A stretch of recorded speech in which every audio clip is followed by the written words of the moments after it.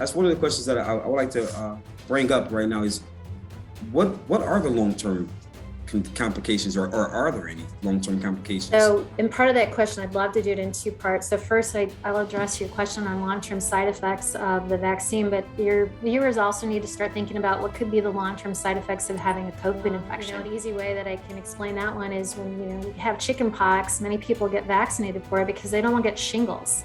So there's another example of a virus that we know has long-term side effects. And COVID, we're still studying. But as it relates to the vaccine, this vaccine has probably had the most intense safety monitoring in US history.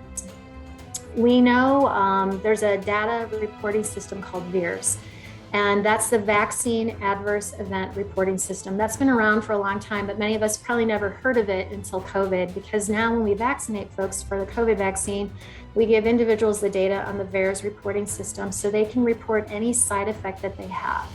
So when you look at some of the stats, I believe in the United States, we've administered over 223 million vaccines. So that's a lot of data we're collecting. But what we know right now to date, there's 2 serious side effects that could happen after vaccination. And this is really rare, and most side effects would occur within the first 6 weeks. And I want to just emphasize that the risks of having COVID are higher than the risks of having an adverse reaction. But the first is anaphylactic reaction, which folks can have to any type of vaccine.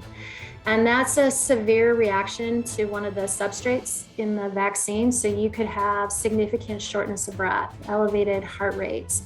A lot of people will say their throat looks like it's swelling. And if we have one of those reactions, then typically we treat it with antihistamines, so Benadryl or steroids, to try to reverse that effect. The other one is what's called a thrombotic thrombocytopenic event. So that's just a fancy way of saying people that get blood clots with low platelets, which platelets are part of your blood. And as of, I believe, the end of October data, they had vaccinated about 15.5 million people with J&J vaccine, and they had 48 cases of this.